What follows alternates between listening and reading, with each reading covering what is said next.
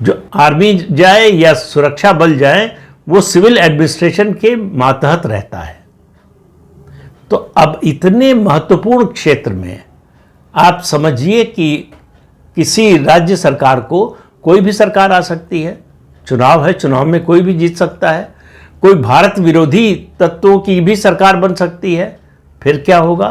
भारत विरोधी तत्व न भी हों, लेकिन अगर राजनीतिक दृष्टि से उनको फायदेमंद लगता हो घुसपैठ कराना पाकिस्तान से और चीन से। पश्चिम बंगाल का हाल देख रहे हैं आप। ममता बनर्जी को लग रहा है कि एक घुसपैठी है हमारी राजनीतिक नैया पार लगा सकते हैं, इन्हीं के सहारे हम सत्ता में बने रह सकते हैं। तो घुसपैठियों की मदद करने के लिए, हर तरह से उनकी रक्षा करने के लिए, सुरक्षा देने के लिए वो किसी भी हद तक जाने को तैयार है। उनको इससे मतलब नहीं कि इससे देश की सुरक्षा खतरे में पड़ती है, उनको इससे मतलब नहीं कि देश की डेमोग्राफी बदल रही है इससे। तो इन सब सरोकारों से उनका कोई लेना देना नहीं है।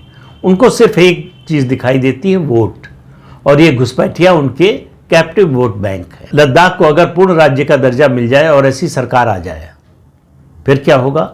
केंद्र शासित क्षेत्र रहने से लॉ एंड ऑर्डर केंद्र सरकार के हाथ में होता है। फोर्स का, यानी आर्मी का या सिक्योरिटी फोर्सेस का, जब चाहे जैसे ज़रूरत हो राष्ट्रीय सुरक्षा की दृष्टि से डिप्लॉयमेंट हो सकता है।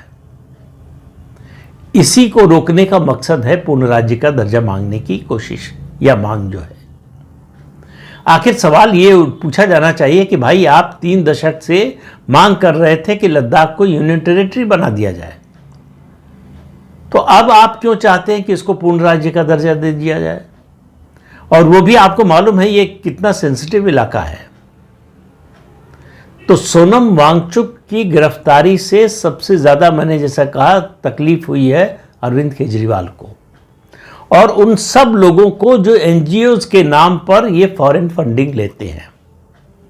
भारत सरकार पिछले 10 साल से लगातार फॉरेन फंडिंग वाले एनजीओज की, जिनको एफसीआरए लाइसेंस मिला है, उन पर नकेल कस रही है और कई एनजीओ तो देश छोड़कर भाग गए इसीलिए।